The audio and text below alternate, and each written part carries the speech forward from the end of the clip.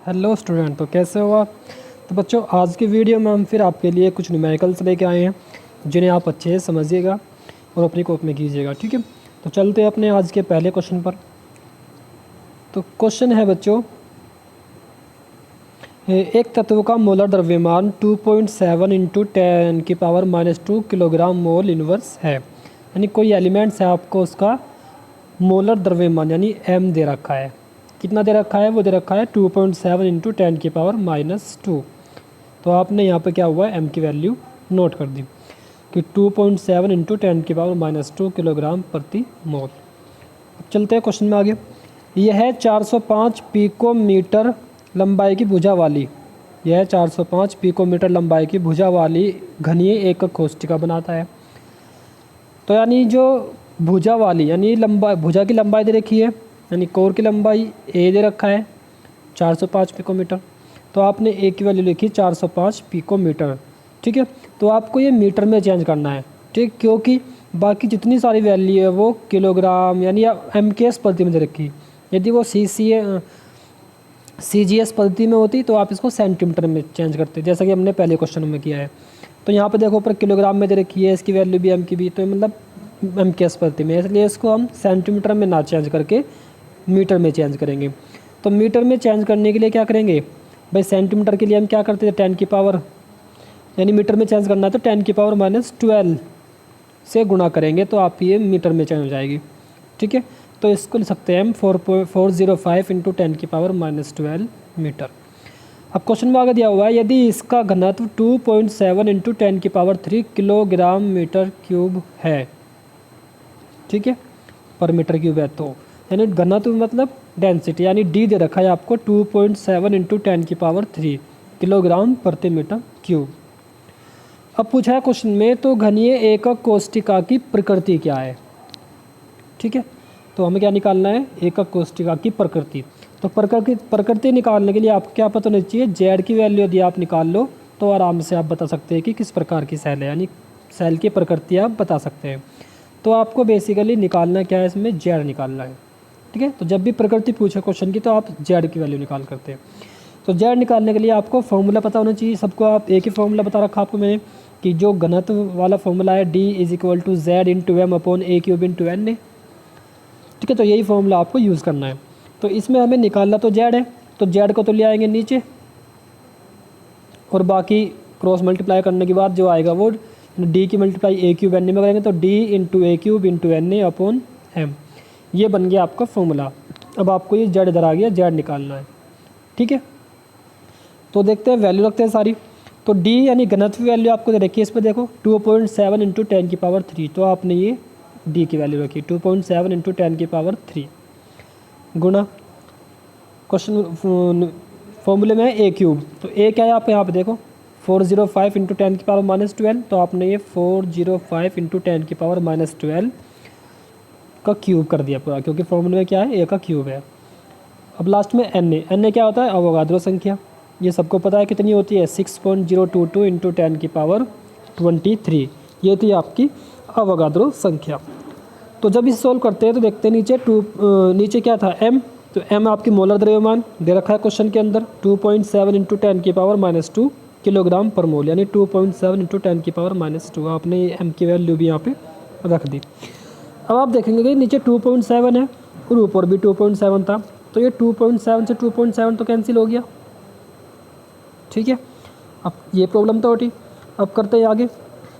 तो आप क्या देखते हो, इसके अंदर 405 गुना 10⁻⁻12 का क्यूब है। तो क्यूब निकालने के लिए आप क्या करना है, इसके अंदर जो 405 है इसका क्यूब निकालेंगे पहले। तो 405 का क्यूब तो हो जाएगा आपका ये 6643012 आप चाहे तो उसकी गुणा करके देख लेना। तो 405 का क्यूब आएगा इतना।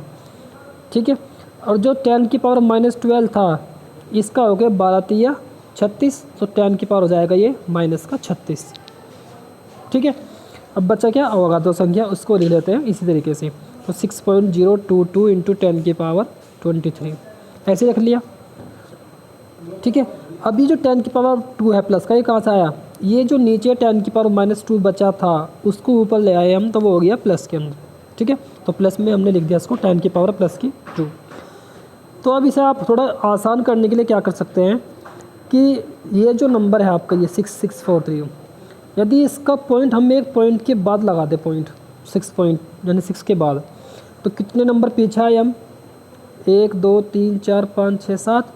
तो आपको यानी देखो हम पहले लिखे नंबर पावर वाले हम एक साथ लिखेंगे, तो इसका तो जाएगा 6.64, 6 पॉइंट की पॉइंट हमने लिया है वहाँ पे, ठीक है।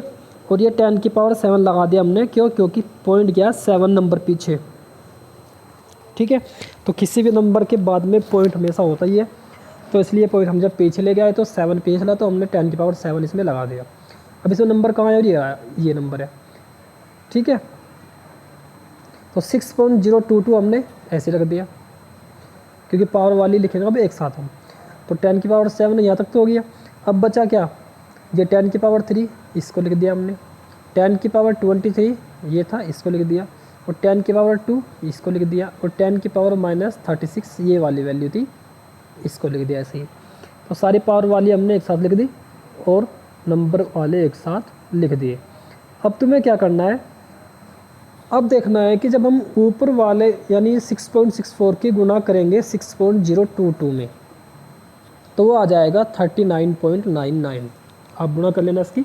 तो 6.64 की जब गुणा की जाएगी, ठीक है, 6.022 में, तो उसका जो आंसर आएगा वो आएगा 39.99, ठीक है। अब पावर देखो, आप पावर में देखें कितनी प्लस की है कितनी माइनस की है, वो चेक करनी है।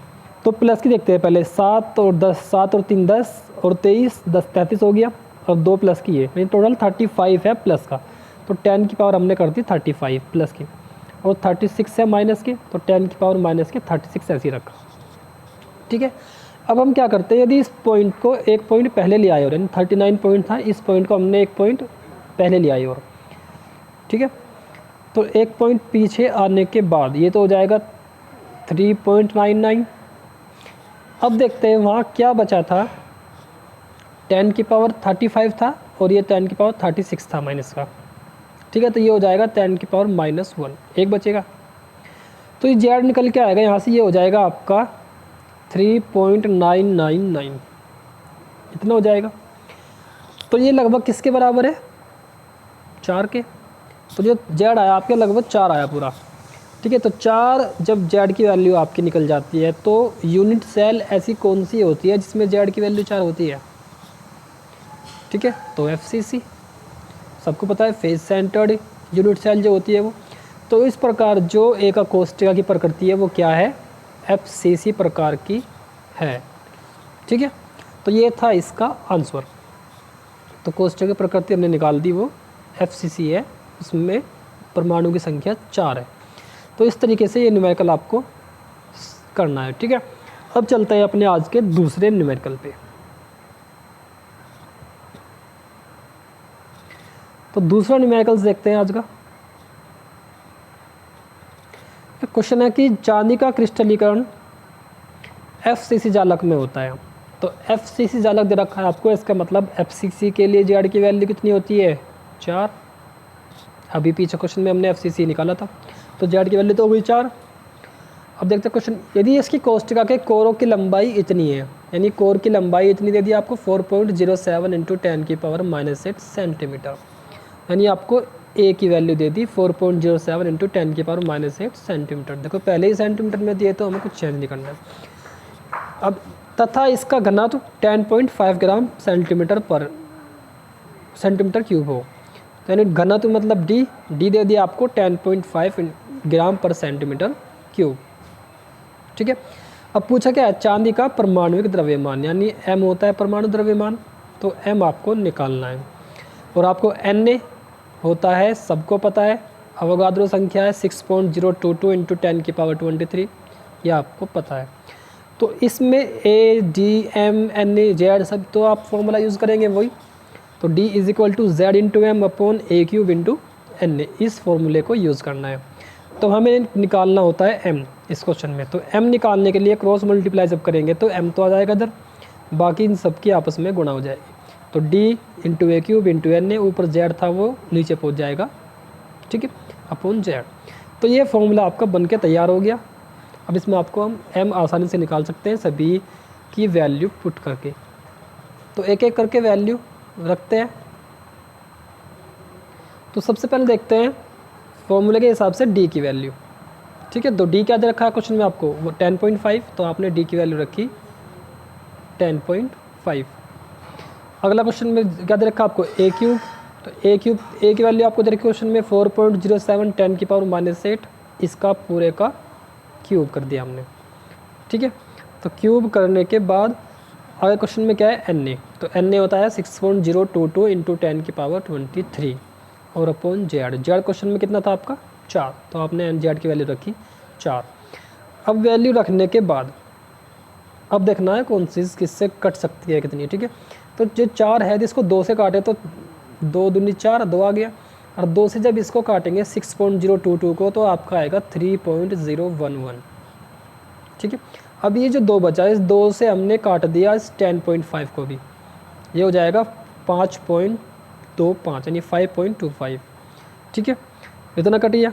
अब इसे कट करने के बाद नीचे तो कुछ नहीं बचा, अब सिर्फ ऊपर वाले नंबर बचे जिन्हें गुणा करना है आपस में। तो एक लिखते हैं करके। तो पहला था 5.25, ये बचा था। अब ये जो 4.07 है इसका क्यूब जब करेंगे तो यह आएगा 67.4 यानी 67.4 आ जाएगा इसका क्यूब। आप चाहे तो अपनी कॉपी पे करके देख सकते हैं। ठीक है, गुणा करके देख लेना इसकी, इतना ही आएगा। और इनटू, और जब 10⁻⁻8 था तो इसको हो जाएगा 8 तिया 24। ठीक है, तो 8 तिया 24 10⁻⁻24 हो जाएगा 10⁻⁻8 वाले का। और आगे आज अवगाद्रो संख्या में कितना बचा हुआ था, 3.011 इंटू 10⁻23। ठीक है, इतना समझ आया। अब इसमें आगे क्या देखते हैं हम, क्वेश्चन देखते हैं आगे कि 5.25 ऐसे रखा हमने।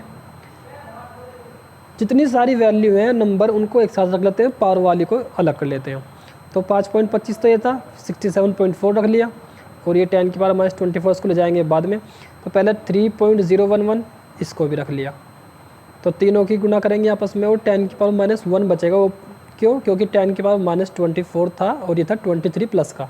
तो जब 23 प्लस का और 24 माइनस का तो टोटल बचेगा -1। ठीक है, तो इस तरीके से हमारी ये वैल्यू बची है।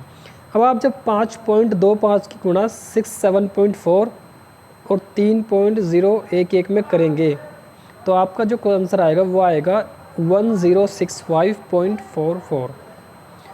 ठीक है, ये आ जाएगा, और 10⁻⁻1 ऐसा ही बचेगा।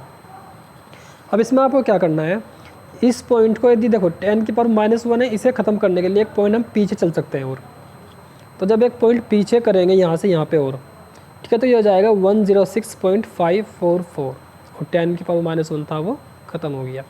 देखो इस तरीके से आपका ये m निकल के आ गया, यानी द्रव्यमान निकल के आ गया, और इसका जो मात्रा का वो होगा ग्राम प्रति मोल। ठीक है, तो लगभग इतना उसका द्रव्यमान है, परमाणविक द्रव्यमान। तो इस तरीके से आपको ये क्वेश्चन करना है। ठीक है, तो जल्दी से आप चाहो तो इस क्वेश्चन का स्क्रीनशॉट ले लो। ठीक है, ताकि हम फिर दूसरा क्वेश्चन कर अगले क्वेश्चन पे चलते हैं। तो चलिए अब बात करते हैं अपने तीसरे क्वेश्चन के बारे में आज के। तो तीसरा क्वेश्चन देखते हैं क्या है। तो क्वेश्चन है कि नायोबियम का क्रिस्टलीकरण अंतः केंद्रित घनीय संरचना में होता है। अंतः केंद्रित घनीय मतलब BCC। तो BCC के लिए Z कितना होता है 2, सबको पता है। अब देखते हैं आगे, यदि इसका घनत्व 8.55 ग्राम सेंटीमीटर क्यूब हो तो घनत्व आपको दे दिया 8.55 ग्राम पर सेंटीमीटर क्यूब। तो इसके परमाणुविक द्रव्यमान 93 यूनिट, यानी m आपको दे दिया 93 यूनिट का प्रयोग करके परमाणु त्रिज्या की गणना कीजिए। यानी आपको परमाणु त्रिज्या r निकालनी है। ठीक है, तो r निकालने के लिए सबसे पहले आपको a निकालना पड़ेगा। तो a निकालने के लिए आपको फॉर्मूला वही d = z × m / a³ × n है। यहाँ से आप पहले a निकालेंगे। ठीक है, तो जब यहाँ से a को निकालेंगे तो a इधर जब आएगा तो ऊपर zm और नीचे अपॉन d × n है, ये हो जाएगा फॉर्मूला जब आप सही करोगे। ठीक है, क्रॉस मल्टीप्लाई करेंगे तो फॉर्मूला हमारे a³ के लिए ये बनेगा। तो इसके लिए आपको देखना है, सारी वैल्यू रखनी है। तो z कितना होता है BCC है तो Z की वैल्यू हो गई 4, तो हमने वो 2, तो BCC के लिए हमने Z की वैल्यू रखी 2। M दे रखा है आपको 93, तो 93 रखा आपने। अपॉन क्या था D आपको दे रखा है इसमें 8.55, तो आपने 8.55 रखा। और फिर नीचे क्या है Na होती है अवगाद्रो संख्या, तो आपने वही रखी 6.022 इंटू 10 की पावर 23, तो अवगाद्रो संख्या भी आपने रख दी। अब आपको देखना है इसमें क्या कर सकते हैं हम, ठीक है। तो जब देखेंगे आप कि नीचे क्या था, ये 2 से काटे अवगाद्रो संख्या को, ठीक है, तो 3 2 2 3 6 और पॉइंट 2 कम 2 2 कम 2, तो पूरा ये यानी 6.02 कट जाएगा 2 से, ये आ जाएगा 3.011, ठीक है। और 2 से जब ऊपर 2 था ये पूरा कट हो गया, ठीक है। अब देखते हैं ये दोनों ऊपर नीचे वैल्यू, ऊपर 93 बची, नीचे 8.55, ये किससे कट सकता है, तो ये कटेगा 3 से। जब 3 से काटेंगे ऊपर 93 को, तो 3 3 9 और 3 कम 3, ये तो जाएगा 31। और नीचे जब 8.55 को काटेंगे तो 3 दूनी 6, 2 बचेगा और 5 25, 3 8 24 और 1 और 5 3 5 15, तो नीचे जाएगा 285, ठीक है। तो पॉइंट था तो पॉइंट लगा देंगे, तो 2.85 ये हो जाएगा नीचे। तो ऊपर क्या बचा 31 और नीचे क्या बचा 2.85 और 3.011 और इंटू 10 की पावर 23, तो हमने यहाँ पे सारी वैल्यू ये रख दी 2.85 और 3.011 10 की पावर 23। अब इन वैल्यू रखने के बाद आपको पहले नीचे जो नंबर्स हैं उनकी गुणा करनी है, ठीक है। तो AQ के लिए ऊपर 31 ऐसे रखा। अब जब आप नीचे वाले नंबर्स की गुणा करोगे 2.85 के 3.011 में, तो आएगा आपका 8.85, और जो वैल्यू थी 10 की पावर 23 वाली वो हो जाएगी माइनस में ऊपर जाकर 10 की पावर -23, ठीक है, जब उसको ऊपर ले जाएंगे, ठीक है। अब इसमें क्या देखते हैं आप, जब आप इसको डिवाइड करते हो 31 को 8.85 से, तो आपका आता है 3.618, 8.85 से डिवाइड करने के बाद 31 को, ठीक है, और इंटू 10 की पावर -23 ऐसे ही रहता है, ठीक है। तो आगे क्या चलते हैं फिर, यदि आप इस पॉइंट को एक पॉइंट आगे बढ़ा दें, ठीक है, यानी 1.3.6 था, तो 3 एक पॉइंट इसको आगे ले जाएं तो ये 36.13 जाएगा और 10 की पावर हो जाएगा 24, क्योंकि एक पॉइंट आगे बढ़ा तो वैल्यू भी बढ़ेगी, तो माइनस की 23 थी तो माइनस की 24 हो जाएगी, ठीक है। इस तरीके से जब हम A निकालेंगे यहाँ से, तो इसका क्यूब करना पड़ेगा हमें इसका, ठीक है। तो जब इसका अंडर रूट में ले जाएंगे वैल्यू को, तो ये हो जाएगा 36.13 10 की पावर 23, और ये 3 हमें लगा दिया स्टार्टिंग में क्यूब, ठीक है, इसके वर्गमूल के लिए। तो अब क्या निकाला हमने यहाँ से, A जब निकल के आएगा आपका वो आएगा 3.31 इंटू 10 की पावर -8 सेंटीमीटर, ठीक है। तो इस तरीके से आपका A निकल जाएगा। तो A निकालने के बाद अब आपको निकालनी है त्रिज्या। तो त्रिज्या निकालने के लिए क्या करना है, तो जो BCC सेल होती है बेटे, उनके लिए जो रेडियस होती है वो होती है A√3/4, ये फॉर्मूला याद रखना, ठीक है। तो BCC के लिए त्रिज्या निकालने का जो फॉर्मूला होता है वो होता है R = A√3/4। तो R आपको कितना दे रखा क्वेश्चन में, आपने निकाल लिया, R निकालना है, तो A आपका आ गया 3.31 इंटू 10 की पावर -8 इंटू, देखो √3 की वैल्यू होती है 1.732, तो इसलिए हम डायरेक्ट यहाँ पे √3 की वैल्यू रख दी 1.732। अब वैल्यू रखने के बाद, ठीक है, अब इसको आपको सोल्व करना है बस, ठीक है। तो जब आप इसको पूरे का सॉल्यूशन करोगे तो आपका जो R है वो निकल के आएगा 1.43 इंटू 10 की पावर -8 सेंटीमीटर। तो ये हो जाएगा इसका आंसर, ठीक है। तो इस तरीके से आपको ये क्वेश्चन करने हैं। देखो आपको थोड़ी सी मेहनत करनी पड़ेगी इनके कैलकुलेशन के लिए आपको, ठीक है। तो सभी बच्चों को समझ आया होगा आज का क्वेश्चन भी, तो सभी इसको अपनी कॉपी में अच्छे से नोट कीजिए और इनकी प्रैक्टिस कीजिए, ठीक है। तो आज के वीडियो में बस इतना ही, कल फिर मिलेंगे एक नई वीडियो के साथ और नए क्वेश्चंस के साथ, ठीक है। जब तक के लिए आपको बाय।